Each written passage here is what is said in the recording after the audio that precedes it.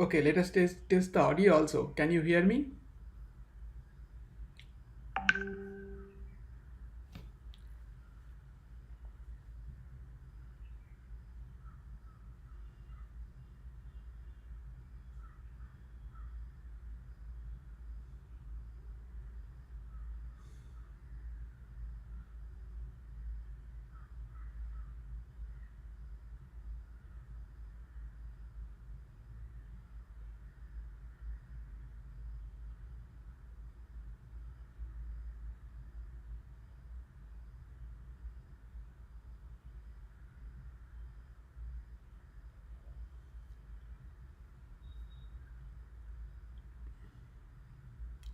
Can you hear me?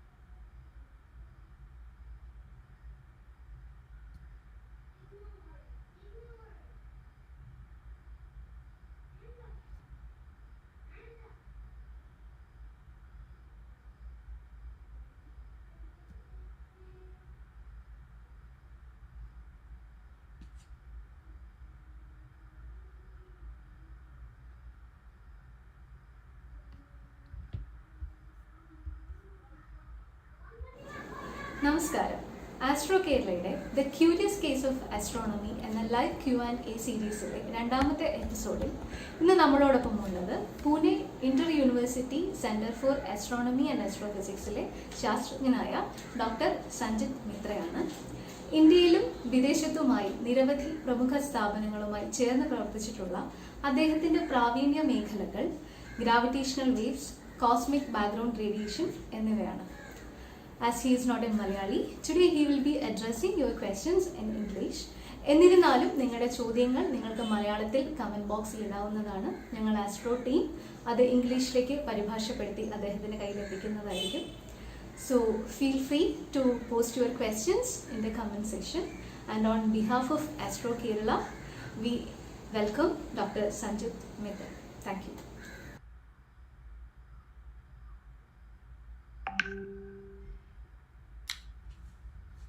Okay. I believe you can hear me and see me. So today we are going to discuss things about gravitational wave astronomy. and maybe cosmic microwave background if you have any questions. So what I will do, I have got some of the questions already. Uh, I will go through a few slides so that the subject is introduced. This will already answer some of the questions you have already asked, and then uh, uh, some of the questions I will take after that, whatever is already available, and then this will also help you in sort of thinking more uh, questions. Okay, so these are some very basic slides to sort of this subject takes a lot of time to sort of introduce, but this is just to give you some flavor. All the questions cannot be answered here because many of them require quite a bit of technical background, but on the other hand, we will try our best to give you as much as possible. So as you know, gravitational wave astronomy is a very new field. Um, it started with the detection of gravitational waves in 2015 in September, which was announced in early 2016. Thousands of people, more than 1,000 people contributed to it, and three people were given the Nobel Prize for that: Ray Weiss, Rainer Weiss, Kip Thorne, and Barry Barish. But it was again an excellent an excellent show of an international collaboration, of which India was a part, and Indian scientists made important contributions in different ways, especially on the theoretical side. But now we are also getting into the observational side. We are trying to build a detector in India called LIGO India. Okay, so I have to introduce certain things about general relativity and so on. There is nothing to be scared about this. General relativity takes a full semester course at the advanced level, so clearly not all of you have to understand it, but if you could try to follow these slides, then it will become easier to appreciate the rest of the talk.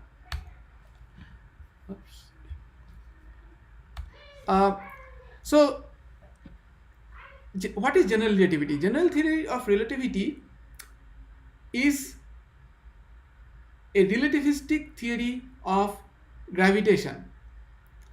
Now, we already know what gravitation is. We feel it all the time, that is our own weight. We know that if we drop something, it falls on the earth because of gravitation. We know that the same force causes the moon to go around the earth and the earth to go around the sun. So it is sort of universally present.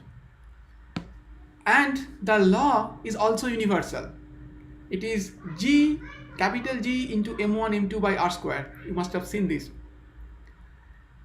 Now the question is that with this, astronomers could predict where we are going to see the next, let's say, what is going to be the position of the planet on the sky, when there will be another eclipse, when there is going to be a tide, and everything. All those things were done pretty well. Then what was the need for another theory? So what Einstein's theory is a relativistic theory. That means in relativity, one of the fundamental principles is that no information can travel at more than the velocity of light. So there is a finite information propagation time. Nothing is instantaneous. If you remember Newton's laws of gravitation, that m1 m2 by r square, there is no time involved there. That means if two bodies are quite far away and suddenly something happens to one of them, the other one will feel the change instantaneously. That is not allowed in relativity. And Einstein already in 1905 developed a theory uh, called special theory of relativity, which uh, gave a relativistic framework to electromagnetic theory. And so Einstein was interested to see whether he can come up with a relativistic theory of gravitation. In that process, he realized that there were already some experiments which were done by Galileo, for example, that gravitation has a very interesting property. The motion of particles in the gravitational field do not depend on the constituent of the particle. That is, if you drop a copper ball and an iron ball of the same size, just to make sure that there is the same drag, irrespective of their mass or the material, they fall at the same time. One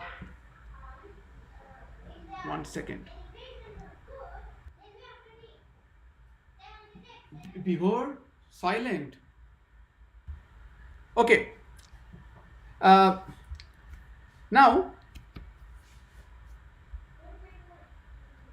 so what? So how do you?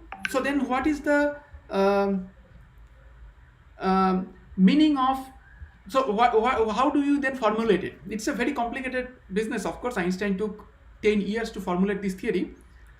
So then Einstein realized that if the motion of particles are not dependent on the constituents or the mass, then perhaps we could use geometry to describe gravitation. As you know, in geometric optics, we draw ray diagrams. I mean, most of you are are astronomy lovers, so you know that when we design telescopes and so on, we use ray diagrams, where we don't care what is the intensity of each ray, which is sort of like the mass, or the constituents. There can be a bit of chromatic aberration, but let's say that generally, broadly, geometry can describe those optical instruments. So Einstein saw that maybe geometry is a good tool to describe gravitation, and he developed this relativistic theory based on geometry. But this geometry is complicated because special theory of relativity already showed that space and time are together. That is, we generally think about three-dimensional space at given times, but that picture cannot keep the velocity of light constant in every frame. That which was an observational fact which was done by Michelson and Morley, for example, using an interferometer, and it so happens that we are again using an interferometer, Michelson interferometer, to detect gravitational waves, which we will come to later. So then the geometry is in this 3+1 dimensional space. Human brain can only think about surfaces which are two-dimensional. For example, a sphere is two-dimensional. You need only a latitude and longitude to specify a point on the sphere. So it is very difficult to imagine what would be a 3+1 dimensional surface is like. So when I talk about a sphere, you might be thinking it's three-dimensional, but it is actually a two-dimensional surface embedded in the third dimension. A 3+1 dimensional surface is very difficult to imagine visually, but on the other hand, the algebra that can describe the properties of a two-dimensional surface, the geometry of a two-dimensional surface, can be extended to this 3+1 dimensional surface. So this is what can be described by Riemannian geometry. Gauss did a lot of work on the properties of two-dimensional surface, and Riemannian geometry describes the properties of higher dimensional surfaces. Okay, so now in one line, then to describe the theory of general relativity, this was a famous quote by Wheeler, who was Feynman's PhD advisor, says that space-time tells matter how to move and matter tells space-time how to curve. Now I will give you again sort of hand-waving geometric picture to appreciate what it is what they actually mean. So imagine, you must have seen these diagrams in many places, that whenever there is a space-time diagram, people show sort of like a rubber sheet, and there is some heavy mass inside, and it is like a funnel, it goes down. Now that is actually a very nice analogy, even though it sometimes becomes difficult to connect exactly what is what. But anyway, that analogy we'll use here. So let's say that we have a stretched rubber sheet and a heavy mass there. Now, if you take a very small test mass like a ball bearing and we roll it in that surface which has been curved by this heavy mass, then it is going to execute some kind of motion. I hope you can imagine what I am saying. It's not difficult to imagine. So what is happening here is that this heavy mass created a geometry. So the heavy mass told this space-time, which is like the rubber sheet, how to bend, and this curved geometry of space-time told this small mass how to move. So this is the basic picture, but it gets more complicated because here we separated the mass which is curving and another mass which is moving. In practice, that is not the case. All the masses create the curvature and all the masses follow the curvature or the geometry, move according to the geometry. So then it gets more complicated. So what happens is that now imagine the same rubber sheet with two comparable masses. Now if you roll those comparable masses, let's say two heavy iron balls, and you roll it on this rubber sheet, what is going to happen is that they are going to go around and at some point merge, meaning touch each other. So in this process, each one of these balls contributed to the overall geometry of the rubber sheet, and each one of them followed that geometry. So in some sense, let's say ball 1 influences ball 2's motion, and that motion influences ball 1's motion. So as if ball 1 itself is influencing on its own motion. So this is basically becomes so complicated because general relativity is what is called a non-linear theory, and that makes it very complicated to solve for general relativistic equations in general. We will come to that in the next slide. But overall, this theory, general relativity, predicts things which are unusual, exotic. For example, it predicts black holes from which even light cannot come out. There were also some Newtonian idea about black holes, but actual black holes are pretty interesting in general relativity. And also this theory predicts gravitational waves. Gravitational waves were actually predicted in the very next year. Einstein proposed general relativity in 1915, and gravitational waves he proposed also in 1916, but even he did not believe that it is going to be detected because the effect is going to be very small. Especially the coupling between gravitational waves with matter would be very small because the constant of gravitation is a small number. Okay, now let me cover a little bit of this, and then I will come to the questions so that the background is again for those who are starting late, just to give you some brief idea about the background, so that the questions it becomes easier to appreciate the questions. Okay, now moving on. This slide is not to scare you, but this is just to I mean, you can treat this as an image, okay, a set of images. So what happens is that there is the general relativity, of course, is one of the beautiful theories, and also the mathematics is pretty beautiful, but then it requires some background to appreciate that beauty. But without getting into that, what is the primary equation in general relativity is called Einstein's equation. That is the first equation, where the left hand side, that g mu nu, is a tensor which describes the geometry of space-time, that 3 plus 1 dimensional space-time surface. If you can imagine, you can understand what it means. And the right hand side, the T mu Newton, describes mass, energy, their motion, etc. So left hand side is curvature or geometry, right hand side is matter, and Einstein's equation basically connects them. That's what it is about.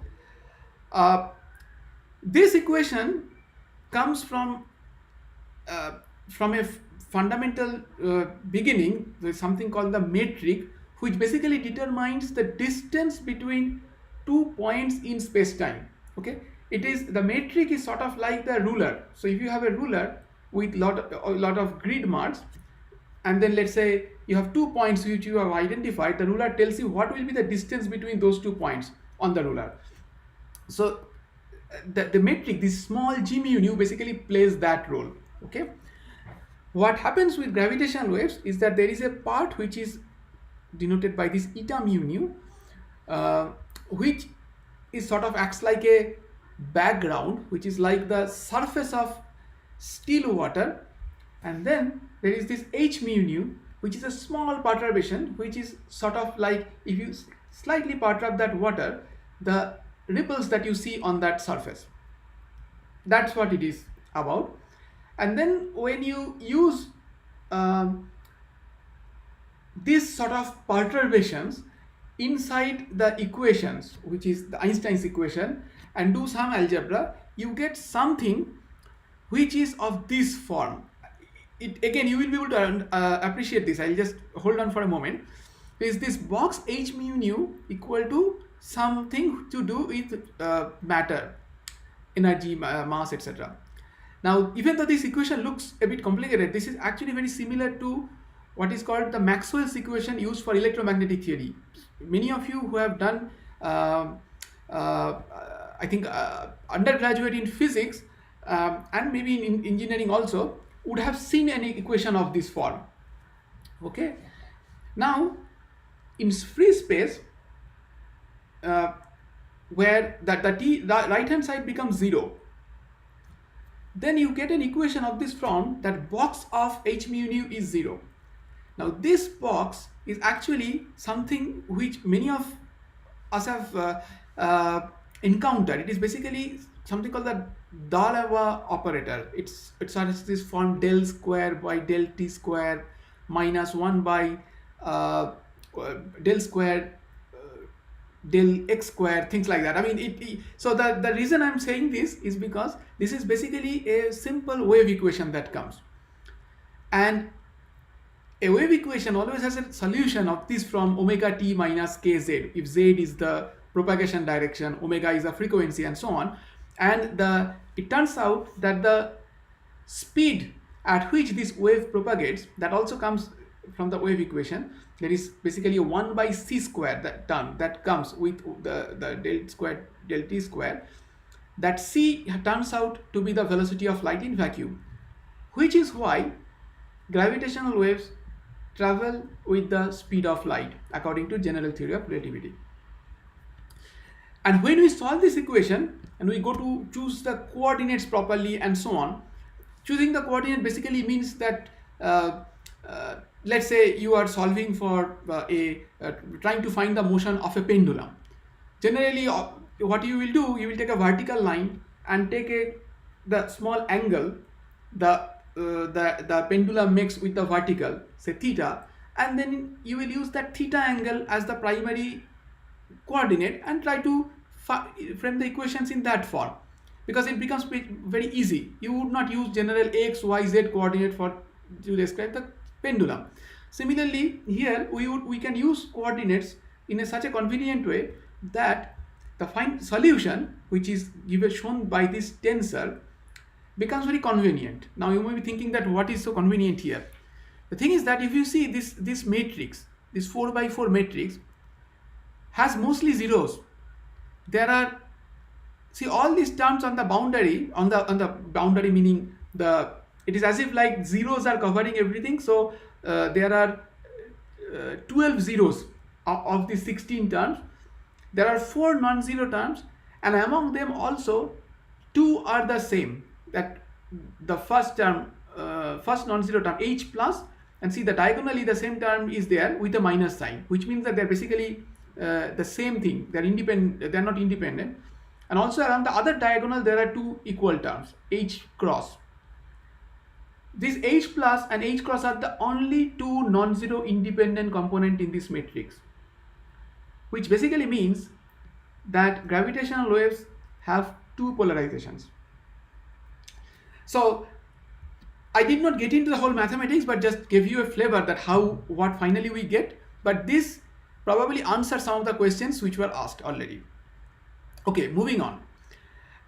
Now I will basically show some of the similarities and dissimilarities between gravitational waves, which will also be useful probably. So and these were also asked in the questions. So you see, gravitational waves are transverse waves. That means the equal phase surfaces are perpendicular to the propagation direction. I mean, it is not you know what a transverse wave is. Like when you have water and then you slightly perturb it, the ripples on the surface are transverse waves, and the sound wave that propagates through the water are longitudinal waves. And I already told you, gravitational waves travel at the speed of light. They have 2 polarization states like electromagnetic wave, but they are not at 90 degrees. That is the difference. I will show you what I mean. They travel long distances without losing any information, without getting distorted, and hence it is very hard to detect them, but it is very useful. Now this is also related to one of the questions which was asked. So what happens is that even though gravitational waves carry a lot of energy, they don't interact strongly with matter, because of which so what happens with normal electromagnetic waves is that when it propagates, it interacts with other matter in between, and so it gets absorbed and re-emitted. That can happen for gravitational waves, but the interaction is so small that it hardly matters. So the advantage of that then becomes this, that it becomes very difficult to detect. That is true, and it took 100 years to detect them, because from the black holes the signals we are getting is extremely small. It changes a 4 kilometer long detector by 1,000th of the size of a proton. It is that small. But on the other hand, because of this low interaction, we are able to see things which are far away and which can come through dense regions of space. So for example, let's say you all have seen the picture of a galaxy. There is a bulge in the galaxy, and it is very difficult to see anything inside that bulge. Well, in certain frequencies you may be able to see, but it's most of the time it is a dust which is covering the central part. But now if there is a gravitational wave merger happening inside, let's say 2 supermassive black holes are going around and creating gravitational waves, that can easily penetrate that dust, because they don't interact with the dust, interact very, very weakly. Okay, anyway, so basically the thing is that while it is bottom line is that while it is challenging to detect gravitational waves, the information that it carries remains undistorted for a long distance, long time. We can find information which is not available in electromagnetic astronomy. One of the question is that which information is not available in electromagnetic astronomy through or accessible through electromagnetic waves, but we can see through gravitational waves. Now, obvious example is the merger of a black hole. Black holes, by definition, do not emit any signal. When two black holes go around, no signal can come out of that from the black holes. But from the outside of the black holes, the space-time gets distorted, and space-time geometry gets distorted, and that propagates as gravitational waves, and we can detect that. So clearly, this is one of the signals which we could not detect with electromagnetic waves. And if gravitational waves interacted very strongly with matter, well, we might lose the signal. One more thing is that I think somebody asked that how the gravitational waves fall with distance. So gravitational waves, the amplitude or the intensity of gravitational waves fall. Amplitude falls as 1 by r, that is 1 by distance, and the intensity falls as 1 by r square, that is the square of the distance, just like electromagnetic waves. But that is not because of absorption or anything. I think that I must clear out. I think there is a question which is sort of related to that. It is simply because, just imagine if a spherical shell expanding, okay, the whole energy is distributed isotropically in that shell. So what is going to happen is that even if the shell is expanding in complete vacuum, the energy in each so in per unit area in that shell is going to reduce, and that reduction goes as 1 by r square, because the area of the shell is 4 pi r square. So you're dividing the total energy or power by that area. So gravitational waves energy basically decreases exactly the same way as electromagnetic waves energy, but electromagnetic waves also suffer the absorption by other matter on the way because of stronger interaction with matter. Okay, now let me move on. So these are some of the similarities and dissimilarities between electromagnetic waves and gravitational waves. These are not very rigorous comparison, but this is just to give an idea. So both use space as the medium. When we talk about electromagnetic waves, we are generally talking about incoherent superposition of waves. That is, when we are looking at a light bulb, many of the electrons are emitting those photons, and we don't know which one emitted when, but it is a collection of those photons. But when we are talking about gravitational waves, generally when you are talking about merger of let's say gravitational waves coming from a binary black hole, that is two black holes going around each other, we are talking about a coherent source that is like almost like a single atom. So it is a difference. So it is all like laser. In lasers, the phase is traceable, the way it is constructed. But for electromagnetic sources, like when we are pointing towards a star and so on, these are all incoherent superposition of photons. Also, when we are talking about electromagnetic waves, generally we are talking about much smaller wavelengths. For gravitational waves, they are much larger. For example, the wavelength that LIGO detects, the frequency is around 100 hertz. That is like audible frequency. Now, if you look at the velocity of light, which is 3 lakh kilometer per second, and divided by 100 hertz, basically you get 3000 kilometers. So that is the sort of wavelength we are looking at, which is of course much bigger than the electromagnetic waves we generally talk about. There are meter waves and so on, but that is, even then, it is sort of meter scale. Now, because the wavelength is large, the detectors are also large, and also it becomes very difficult to point a detector to a certain direction. Uh, okay. So of course I must say that it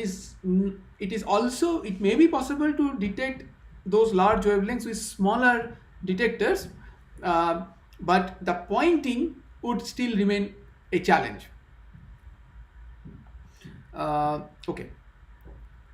Okay, so yeah, I think probably many of you may know that the pointing accuracy depends on something called the Rayleigh criterion, and then it goes to lambda by d would be the angular size and so on. But so if lambda is extremely large, then the angular resolution becomes poor. This is a sort of an analogy. Yeah, I think generally I have covered everything, so I will move to the next slide now. Okay, so this is the primary source of gravitational waves, the compact binary coalescence. So two stars go around each other. When they go around each other, they emit gravitational waves which carry some amount of energy. Because the system has lost some energy, they come a bit closer, like when an electron emits a photon, it comes to a lower orbit. So to compensate for the lost energy. Then as you know, the inner planets have a smaller period, that is they move faster. The same thing happens for this binary. So when they come closer, they start moving even at a faster rate, because of which they start emitting gravitational wave at an even faster rate. So it is like an avalanche, that they keep losing energy at a faster and faster rate. And finally, in the last few seconds, it becomes extremely energetic, and one of the most energetic events in the universe.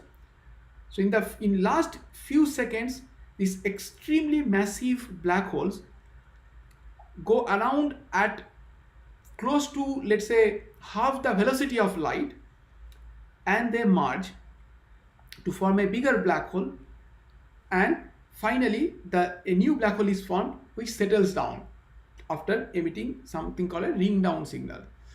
Just to give you some idea that I'm using this word extreme, but just to give you some idea of how extreme it is, in the first detection, the masses of the black holes were 36 solar masses and 29 solar masses. They merged to form a 62 solar mass black hole. The sum was 65. The final black hole is 62. That is 3 solar mass worth of energy was emitted as gravitational waves.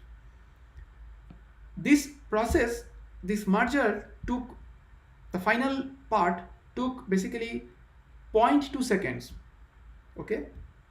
Now look at the sun. The sun is emitting radiation for say 5 billion years, and it has lost few percent of its mass probably through this nuclear fusion,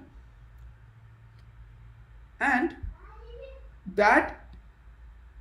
so this whole energy that sun is emitting for 5 billion years is basically few percents of its total mass.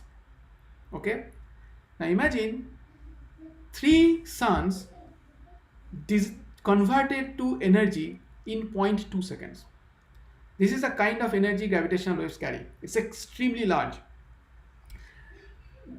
But because they are far away, they carry, far away meaning they need not be far away. There could be a black hole binary merger happening next to within our galaxy, but the probability is extremely low.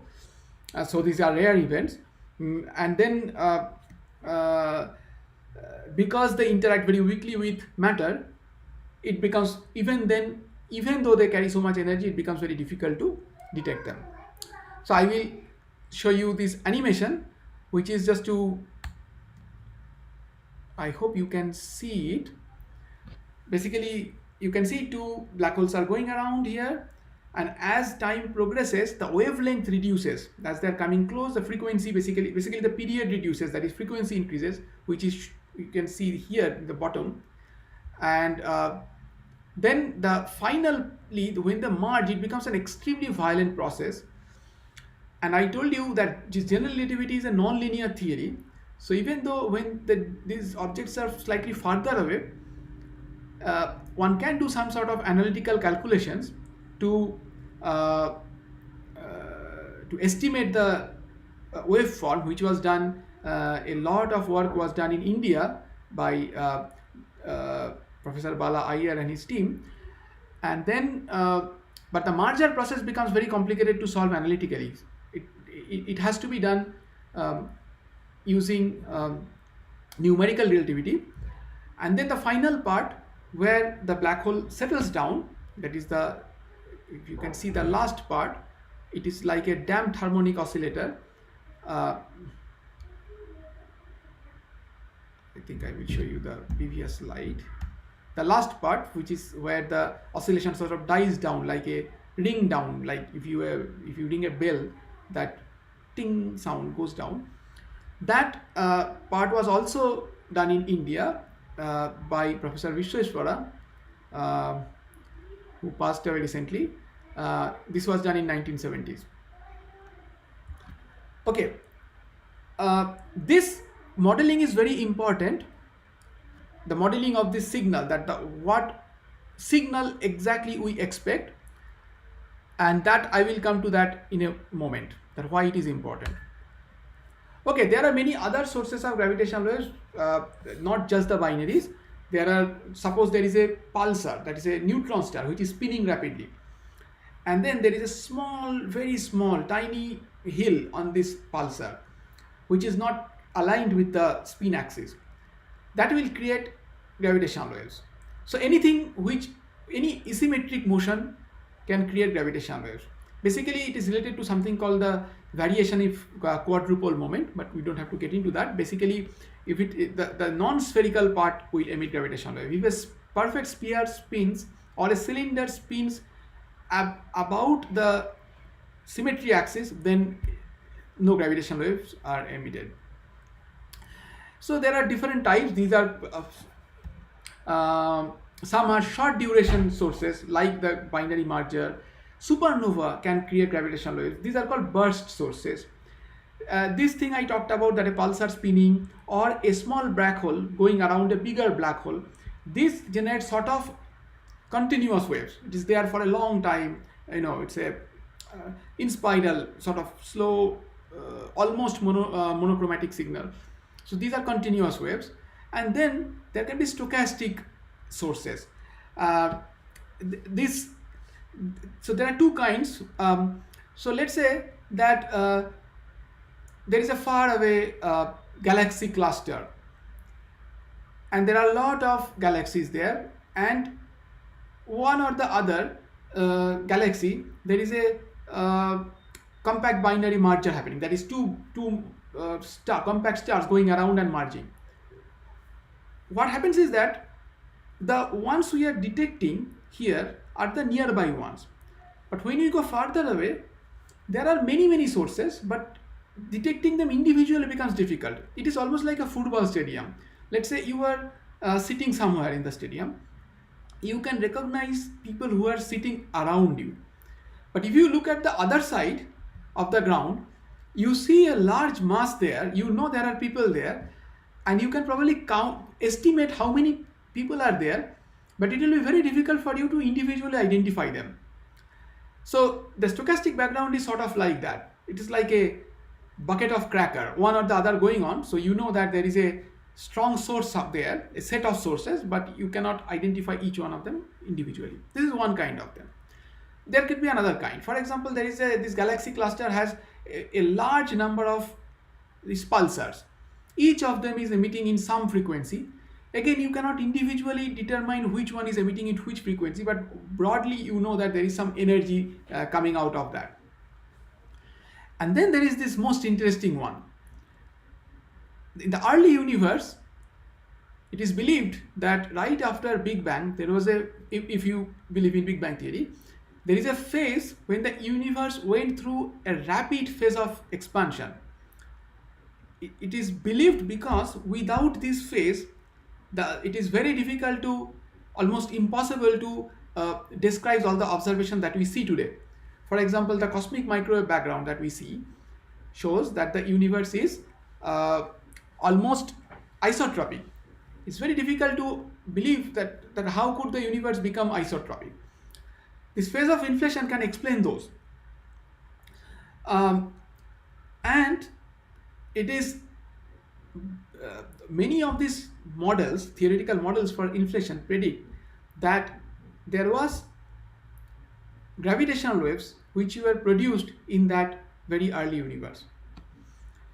It is very exciting for this following reason, that when the universe, in the early stages of the universe, it was extremely dense. So photons were colliding all the time, because of which we cannot get an image of the early universe. We can see a star, for example, because the photons from the stars come to our eyes with minimum distortion. But suppose we put some smoke inside, the photons will get scattered randomly, and then we will not be able to see anything. Like what happens when there is cloud in front of the sun. We can see the cloud, of course, it is illuminated by the sun, but we cannot see the sun anymore. So this happens, but then the universe expands and the density goes down. At some point, the protons capture the electrons. They form neutral atoms. The interaction between these particles and the photons go down. Then photons could start traveling in streamlined paths, let's say. This happened when the universe was 4 lakh years old. To be precise, 3.8 lakh years old. That radiation is called the cosmic microwave background. Now, how do we then get a picture of the universe before that? That is, let's say when the universe was 1 second old. There are only two ways, either gravitational waves or neutrinos. Nothing else comes from the very early moment of the universe. So gravitational waves provide, because gravitational waves interact very weakly with matter, again, those early universe gravitational waves would be able to penetrate the dense environment right after the Big Bang, and we would be able to detect it. But it will take some time. We may be able to detect the signature of gravitational waves on the cosmic microwave background. That may happen relatively early, maybe 10-20 years, but direct detection may take longer, maybe, who knows, 30-50 years. But there are a lot of activities going on in that to detect these early universe gravitational waves, because this will help us to nail down which model of the universe of inflation is correct. Right now there is no observational proof of inflation also, so this will be sort of like a smoking gun test of inflation. Even though we think that we understand the universe so well, there are many major gaps in our understanding. For example, about dark energy. Anyway, we are not going there right now. Okay, so there are the thing is that there are all these sources do not emit in the same frequency band. So what we are seeing is in the sort of like audible band, 20 hertz to 2 kilohertz, let's say. So that is where, so audible frequency can go a little higher, but this is where the LIGO detectors is sensitive right now, where primarily we can see compact binary coalescence of stellar mass objects. That is, let's say 10 solar mass, 30 solar mass, 50 solar mass. But when we want to detect bigger masses, bigger black holes, let's say supermassive black holes, which are there in the center of the galaxy, we have to go to a much lower frequency. It is not possible to build so low frequency detector on the Earth. May not be possible because of low frequency vibrations on the earth are very prominent. uh, we can probably go up to say few hertz or so on, not lower than that. We have to go to space. Yeah. And also to detect say those gravitational waves from the early universe, we may have to concentrate on a smaller frequency, not in the LIGO band, which is around 100 hertz and so on, maybe decihertz. Okay, so I think two more slides, and then I have answered I think many of the question. Um, okay, all right. So the first detection of gravitational waves happened with the indirect detection of the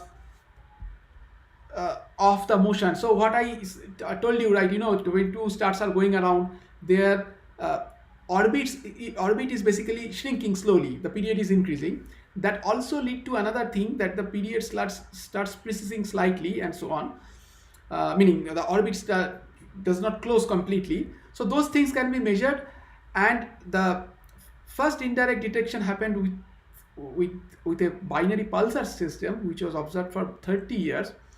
And so you see these observed points, these black points, which are observations, and then there is a thin line which basically says what it would be the prediction from general relativity, and this got a Nobel Prize.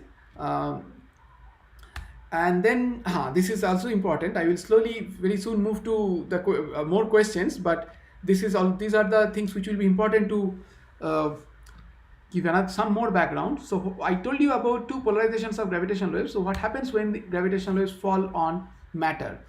So if you have a ring of particles and the plus polarized gravitational waves fall perpendicular to this wave, that is, the wave is traveling. So let's say if you are watching this on a screen, the wave is basically falling on the traveling into the screen, let's say perpendicular to the screen, and then this sort of motion will happen. So basically what you can see here is that if we have put a bar which is along the diameter, then there will be a lot of fluctuations there, very tiny fluctuation though. If we can measure that, we can measure gravitational waves, or we can put a Michelson interferometer which basically has a beam splitter at the center, two mirrors at 90 degrees, and then one arm, when gravitational waves fall, one arm goes down, becomes smaller, other increases, and vice versa. So by measuring, Michelson interferometers are very good in measuring this arm length, very sensitive. So by measuring this arm length, we will be able to detect gravitational waves. So that is the idea. And this is for plus polarization. With cross polarization, what happens is that it goes to a 45-degree angle. That's all. Okay, so the problem is that the signal is extremely small. So the first attempt to, I think this is also one of the questions somebody asked, that how we can detect gravitational waves other than with interferometers. So the first attempt was in fact not with interferometer. The first attempt was done by Joe Weber, who made this big bar, a metallic bar, which when a gravitational wave falls on that bar, it will excite its resonant modes, and then by putting highly sensitive, extremely sensitive sensors on this bar, he was trying to measure those fluctuations. The problem with these detectors is that it's very narrow band, so you get energy only from a very small frequency window. It's not directional, and it's not sensitive enough. So even though this is one of the most important steps for gravitational wave astronomy, because this is almost the beginning of an attempt to detect it directly, it did not become successful otherwise. That is, it was not able to detect a signal, but it was a very important step, and Joe Weber is sort of the father of gravitational wave detection that way. But later on, people tried, this activity still goes on. The problem is that in room temperature, the molecular vibrations can create more fluctuation than you can expect from gravitational waves. So people try to cool it down. These detectors are sensitive to only a limited direction. So people also tried to make spherical detectors, which are again cooled with to reduce this Brownian motion, etc. But it is an active field. They are cheaper to make, but they are not yet at a sensitivity level where we can detect it. So the best detectors right now is the interferometric detector, and you might have seen this video again, and I have already explained, but then this may sort of explain what is going on, that when gravitational waves fall, the arm length fluctuate, the wave, the beam splitter, from the beam splitter, the laser beam goes, hits the mirror, comes back, then they combine, and there is a photo detector which collects the light. It's actually a very rough picture. Its actual thing is much more complicated, but anyway. And then when there is a constructive interference, you get a bright spot. When there is a destructive interference, you get a dark spot. And when if because of gravitational waves the arms are changing, then you would find an oscillatory pattern from which you could detect gravitational waves. In fact, it is not exactly how it is done, but this gives you a pretty good idea. Now, one of the questions was, as I say, that what are the other ways of detecting gravitational waves? I already told you about the BART detector, but there are other ways. I also mentioned about that cosmic microwave background, which can carry signatures of the polarization anisotropy of cosmic microwave background can create signatures of gravitational waves in the early universe. Also, there is something called the pulsar timing array. So pulsars are extremely precise clocks. If you have a radio astronomy talk, then you would know that. And now, if gravitational waves are passing through the line of sight between pulsars and us, and then let's say some waves is passing, then what is going to happen is that there will be very small perturbation to that pulsar signal, the timing of the pulsar. But if there are many of them, then even though this perturbation is small, by that perturbation will be correlated in many pulsars. So by correlating this pulsar sort of noise, we would be able to detect gravitational waves, and that is the pulsar timing array. There is something called the square kilometer array of radio telescope which is coming up, and then pulsar timing. At that point, the pulsar timing array to detect gravitational waves will gain significant sensitivity, and it may be able to detect supermassive binary black holes. It operates at a very low frequency, at 10 to the minus 8-9 Hz. It is like the period of 1 year. Okay, so I think I will stop by showing this picture. I of course have to mention about LIGO India. So there are these detectors right now which are operating. There are two detectors in the United States at Hanford and Livingston, which are 3,000 kilometers away, and they are 4 kilometers long. Why 4 kilometers long? Because the gravitational wave signal, the disturbance gravitational waves produce, is proportional to the length of the detector.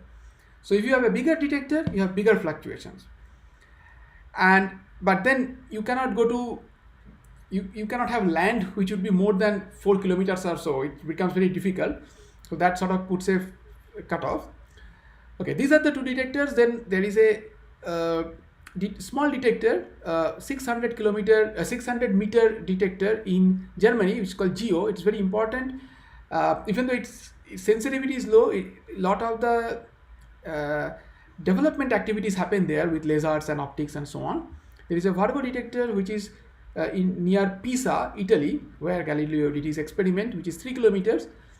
A new detector is coming up in Japan. It's called Kagra. It is again a 3 kilometer detector, but underground and cryogenically cooled. And there is a detector which will come up in India in probably 2025 or 26, called LIGO India. The advantage of using multiple detector is that if you have had a lecture on radio astronomy, then it will become clearer that we need to detect a source on the sky, localize the source on the sky, so that other telescopes can follow it up. That is enormously useful because we are able to know, for example, how the heavy elements were generated in the earth, let's say in the universe, let's say gold. where did it come from, and so on. Then we can measure, if we can detect the host galaxy, we'll be able to have a better measurement of Hubble constant of the universe. There are right now measurements, but they don't match. So we need independent measurement of Hubble constant and all those things. And LIGO India basically will provide a much bigger baseline. So the resolution at which this localization error will become much smaller. What will happen then is that the electromagnetic telescopes will have to follow up a much smaller area. So what can happen is that suppose the area is very big, then by the time the scan actually reaches the real point where the source is, the source might have already faded. If the area is small, then there will be much higher chance of detecting those sources and much higher probability of, or faster, we may be able to constrain or precisely measure Hubble constant much faster. Okay, this is the thing. And the last thing I would mention is that even with all this, the noise in the detector remains very high because the signal is extremely small. Of course, with technology it will evolve, but right now of course it is very small. And so you need the model for the gravitational waves in order to find the signal in the data. So one of the question was that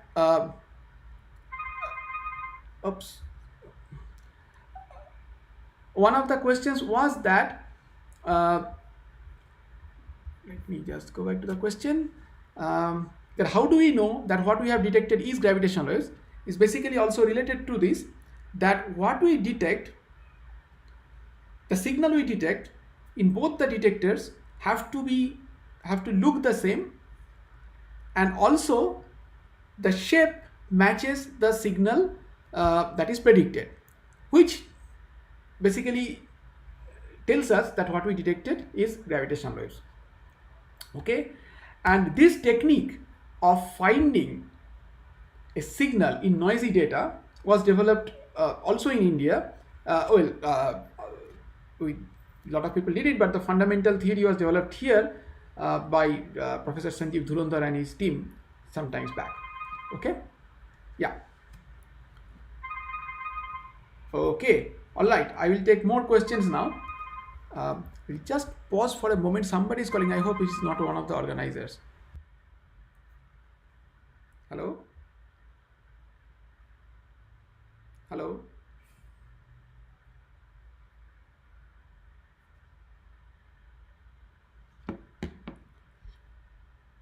Okay, now I will come back to the questions. I can use the slides whenever necessary.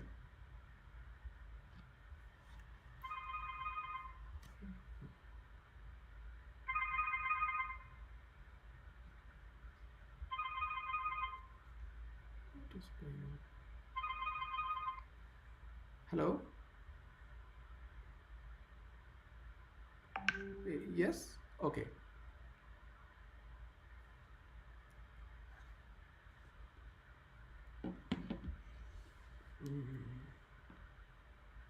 Yeah, it is somebody else.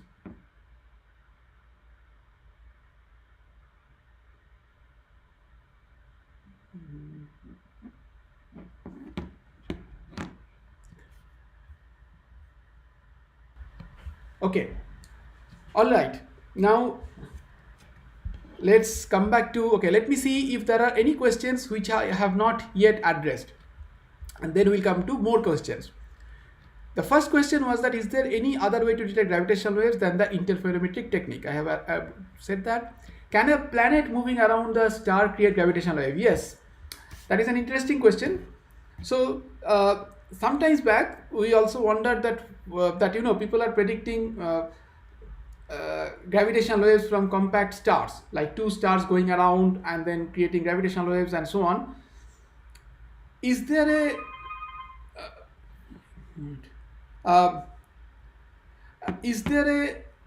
a possibility of detecting these waves from when a planet goes around the sun, let's say, or a star, the sun is too close, it turns out that from individual planets, the effect is very small, but at similar times, the data came out from Kepler and so on. It turned out that there are actually enormous number of exoplanets in the galaxy. Almost, I think the factor was at that point 1.4 planets per star. So when you look at a distant galaxy, let's say Andromeda and so on, it is, or even in our own galaxy, that but all together, all the planets, if you consider, then the signal is not that small. We will not be able to detect it right away, but in the future we may be able to detect it. Yeah.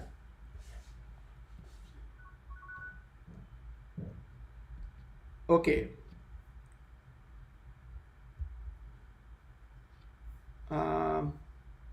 Okay, next question. How do we know that the signal detected at LIGO is gravitational waves? How does it look like? I think I have addressed that question, that you know that it looks like that signal which has a whose wavelength reduces, that is the chirp signal, and the frequency increases, and that is what we detect. Let me just quickly check if I have another picture for that. Okay.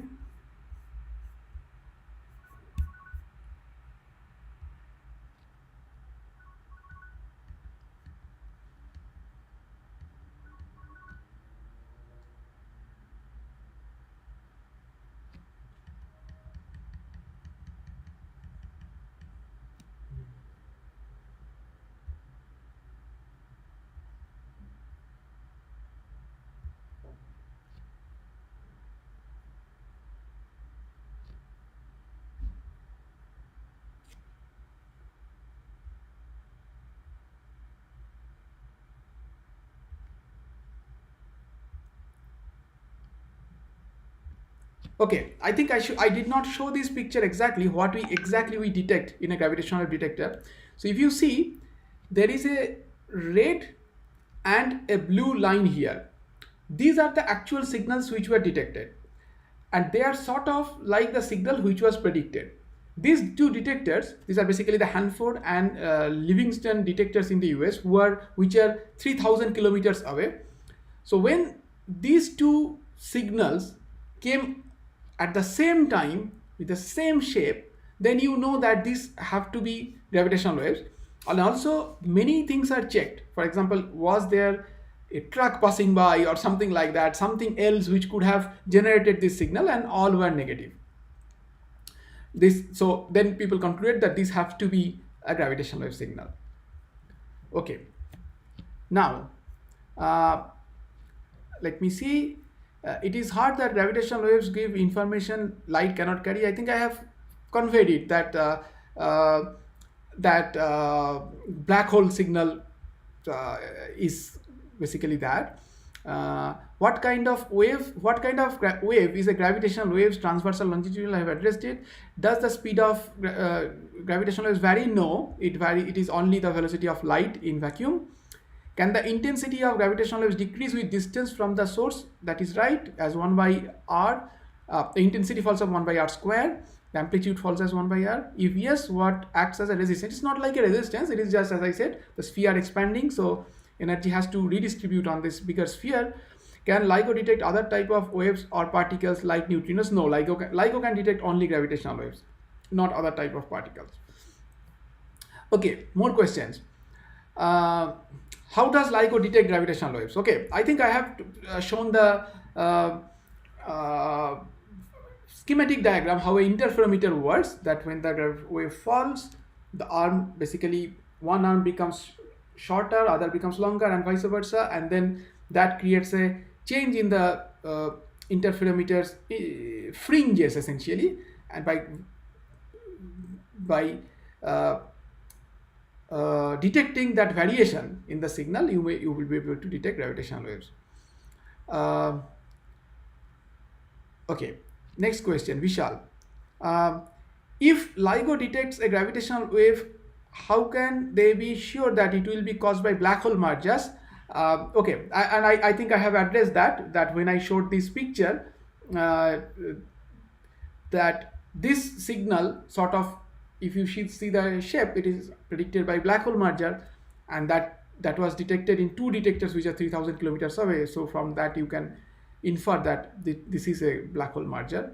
This could be some other weird object as well, but so far gravitational waves is the only way uh, we can expect. I mean, black holes are the only feasible model. Okay, then uh, okay, did Big Bang produce gravitational waves? Okay, I said that. Yeah, the phase of inflation produced gravitational waves. All right, then okay, next question. Is the concept of matter telling space how to curve a mathematical shorthand way of understanding gravity, an approximation of reality, or it is really the way? It is really the way. Uh, so it is indeed true that matter tells space-time how to curve and space-time tells matters how to move. But when you, and that equation, that Einstein's equation I showed, indeed captures that. The left hand side was geometry and the right hand side was uh, mass and energy. However, solving gets complicated because the right hand side is getting influenced by the left hand side and the left hand side is getting influenced by this right hand side simultaneously. So it's a nonlinear equation which becomes a bit complicated to solve. Uh, so yeah, it is. It's so in short, yes, it is the correct description. But in practice, with mathematics, it's mathematics is quite complicated. We can so, but when we are talking about black holes, the black holes are easier to solve because it's a unique system. In general, Schwarzschild solution, which represent a spherically symmetric solution, is pretty is one of those solutions which are neat and is easy to solve. Okay. All right.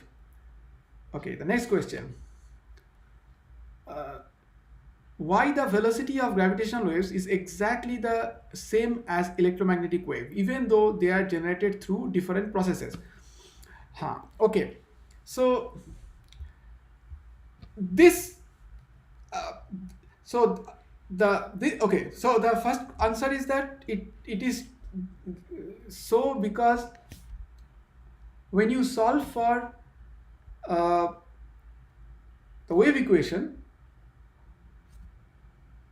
the wave equation that comes out from Einstein's equation has already tells you that the velocity is going to be the velocity of light, because the form has 1 by c square del t square and so on. So in free space, that is, there is a source somewhere. Let's say two binaries are there is a binary black hole. It is creating this wave, and at some other point you are observing there the velocity is going to be the velocity of light. Why the wave equation had that velocity? Okay, so the thing is that it is because general relativity is based on this idea that, which is basically the equivalence principle, that when we are in a freely falling coordinate system, that is in an elevator which is freely falling, for a short time that frame can be considered as inertial frame. That is, Newton's laws will be valid in that frame. Okay. Or in other words, the velocity of light is going to remain will be a velocity of light, and all the other velocity addition etc., all those hold there. So this is basically special theory of relativity is valid in that frame. And then it is sort of like a small tangent to the overall space-time geometry. And then the theory is generalized from there. So basically the special case of general relativity in that small locally inertial space-time uh, has to be consistent with special theory of relativity. That basically leads to the fact that velocity of light, that gravitational waves will also propagate at velocity with the velocity of light in vacuum, and it is independent of the sources. So whatever sources generate gravitational waves, the wave, the velocity of the wave is independent of that, just like light, that it is independent of the sources, even the velocity of the source. Okay, the next one: do particles really exist as quantum fluctuations? Did it begin when the universe came into existence? Okay. I think the basically the question is about the early universe gravitational waves. So it is believed that there were quantum fluctuations present in the early universe. Those quantum fluctuations got amplified during the phase of inflation, and those are the gravitational waves which we see today. Meaning we have not seen it, but we expect to see them at some point. So those are the early universe gravitational waves which exist right now. I think this is what the question is, but you can ask again. But yes, those early universe waves were generated by quantum fluctuations. That is the current belief.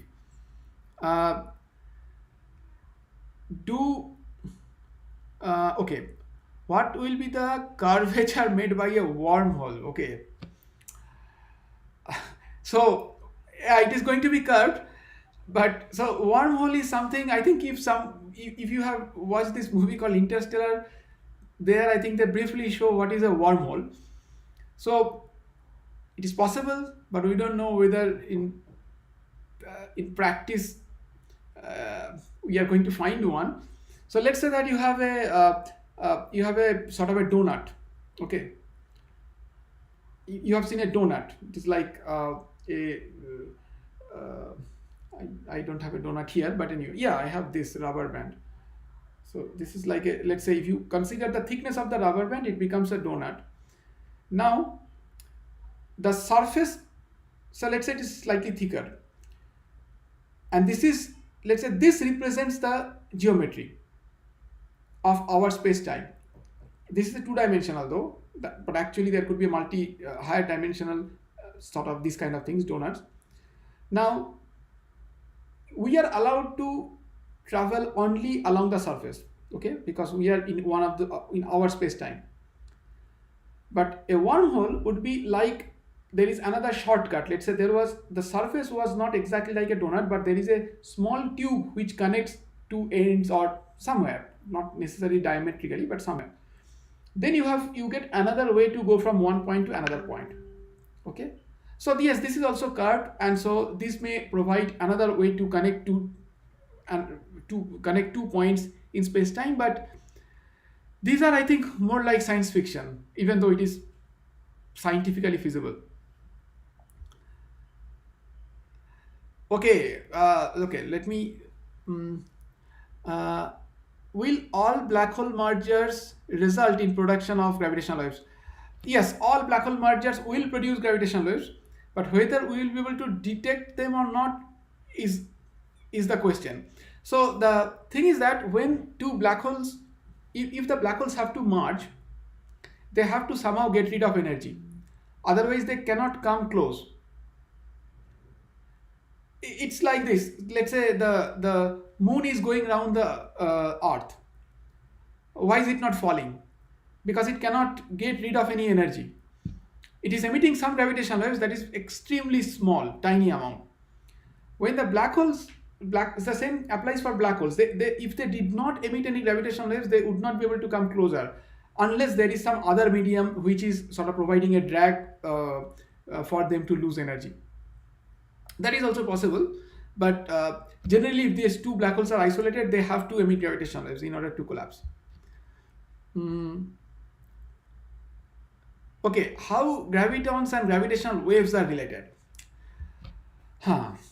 So we do not have a quantum theory of gravitation yet, and that is probably one of the holy grails of theoretical physics. Right now, the waves we are observing have very high energy and a very low wavelength. Very low frequency. So what it means is that the number, if suppose there were gravitons, the energy of each graviton would be extremely low. That means the number of gravitons that we would be detecting with these gravitational waves will be extremely high. So generally, when you have a large number of particles, it is okay to assume that it is classical. So you can consider them, the wave picture works perfectly. Okay, I think I have said how gravitons and gravitational waves are related.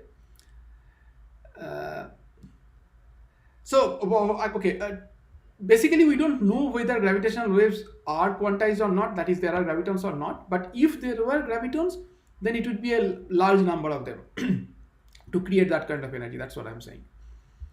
Okay. Is the energy of gravitational waves decreased due to expansion of the universe as that of light? Okay, that is also a good question. Yes, that also happens. So there is something called cosmological redshift that happens because the universe is expanding. So what happens is that the wavelength of each electromagnetic wave increases. It gets stretched by the redshift factor, which is 1 plus redshift, let's say. That is, if redshift is 1, the wavelength has become double. That means the energy of the photon has gone down by the factor of 2, because energy of a photon is h nu, and nu is the frequency, that is, or you can say hc by lambda. So if lambda is doubled, the energy becomes half. So that is another way that energy is reduced. Okay. The point is that exactly the same thing happens for gravitational waves. Gravitational waves also goes through redshift, and that's exactly the same redshift. This is basically because the wave equations that represent the motion of gravitational waves is the same as electromagnetic waves in the wave part, not the polarization, etc. But otherwise the propagation is the same, is similar. Okay, are there any extra gravitational wave polarization? Well, so the thing is that general relativity predicts 2 gravitational wave polarizations. But if there are other theories of gravity, there are other theories of gravitation, and there are other relativistic theories also, which predict more polarization. So if we have more and more detectors, we will be able to see whether there is only one gravitational polarization or more. There are many things going on. A lot of research ideas are being explored to see with the current observations if we can constrain extra gravitational wave polarization. Okay. The next question is that what are some of the open questions about the microwave background about which answers are yet to be found? Okay, so I think to me the primary goal right now with microwave background. Okay, so first let me give some background about the microwave and then I will come to that. Um, so after, okay, let me give you some small background. Yeah. So what happens is that so if there is a very hot past of the universe, that is after, let's say, in Big Bang, after the Big Bang, the universe was extremely dense and so on. Then it started expanding. Because of the expansion, the density of the photons went down, and also because of the redshift, and altogether the universe became much less dense. And at some point, the photons started to propagate in sort of straight lines, so that we can get a picture of the universe. Now, that is called the cosmic microwave background. Cosmic microwave background was detected by Penzias and Wilson in 1965, I think. At that point, people also realized that if there are structures today in the universe, that is galaxies, stars, etc., mainly, let's say, galaxies, there must be some small fluctuations in the very early universe which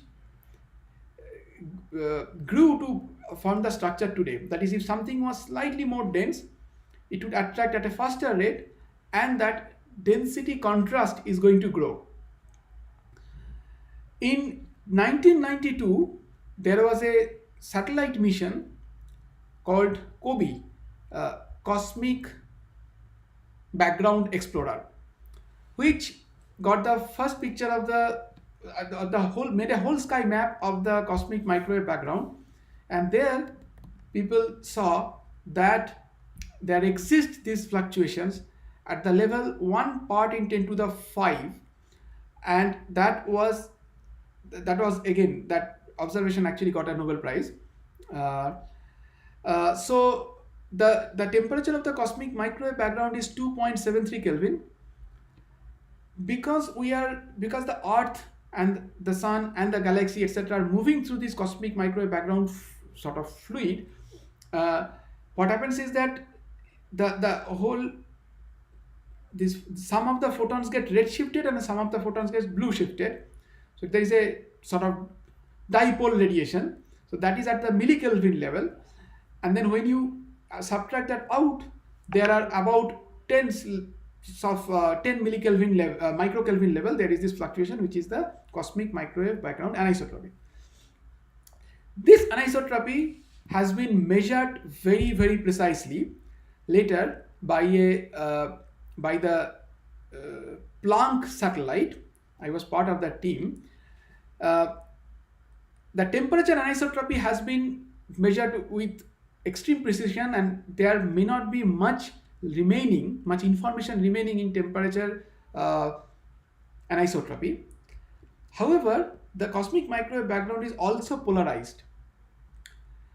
That polarization has different kinds of information, and the most important, I think, is the signature of the early universe gravitational waves. And there is enormous effort going on to detect that. But the problem is that there is also a similar kind of polarization is also produced by the dust in our galaxy. So then it becomes very challenging to separate the effect of the dust from this early universe background, and that is the present focus of research. And there may be missions coming up which will focus on this. There are many detectors missions which are coming up to basically to see if we can model this polarization from the dust extremely well, so that we can see if there is a residual polarization which is caused by the early universe gravitational waves. Okay, the next question is, what is the interaction by which the light or gravitational wave loses its energy due to expansion? It is not exactly an interaction. It is basically the expansion of the universe. So let's say there was a wave which sort of got extended because of the expansion of the universe. Because energy of a photon is or if there was a graviton, the energy is proportional to the frequency. The speed did not change. So if the wavelength gets stretched, the frequency becomes half, and because of that, the energy is reduced. Um, yeah. Okay. Now, um, the okay. So now I'll spend the last few minutes in wrapping up. And what is the future? Where we are heading? First of all, for us, the in India, the primary goal is to build this detector called LIGO India. Um, the effort started 10 years back to assemble a collaboration which could build it together, because a large project you need a lot of people to build it, use the facility, and so on. So something called the Indigo Collaboration Consortium, which was formed, called Indian Initiative in Gravitational Wave Observations. It was formed in 2009. The collaboration worked out very well, and we have a very big team now who can build the detector, and there is in principle approval also from the government, so we can hopefully in 5 years we'll be able to build it. That will that will be a significant that will bring significant improvement in the ground-based gravitational wave observations, which probe in the range of this audible range, 100 hertz and so on.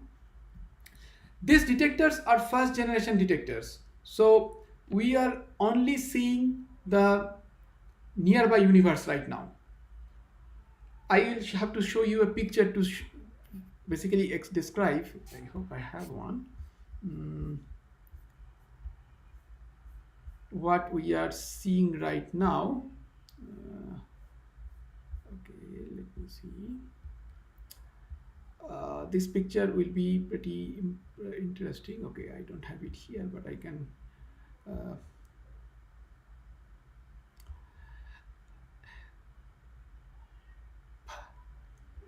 Okay, I think I'll just explain. I don't have time to open another one.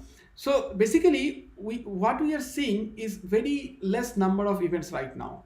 It is like one per week, sort of, is the rate at which we are detecting binaries. Now, at some point, of course, people were questioning whether we will be able to detect any gravitational waves at all, even like 5 years back in 2015, before that detection. And now we always want more, but so we are detecting at one per week about almost. But the thing is that we have the potential to detect far too many. But for that, we have to bring the detector, improve the detector sensitivity.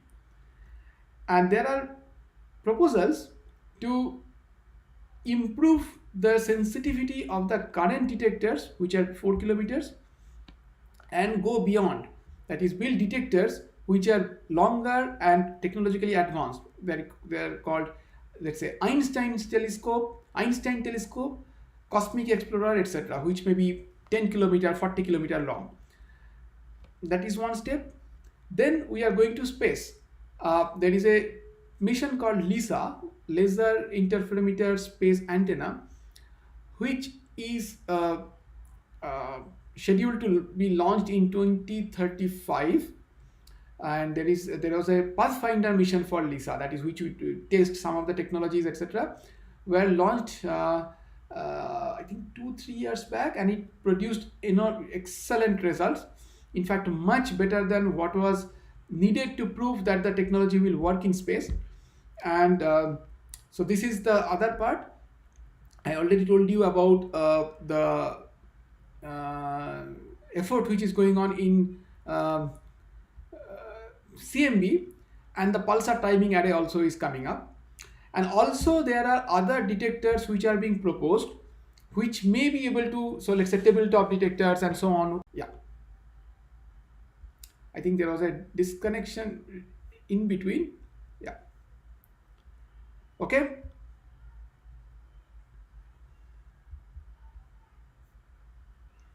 All right. So I think we will stop now.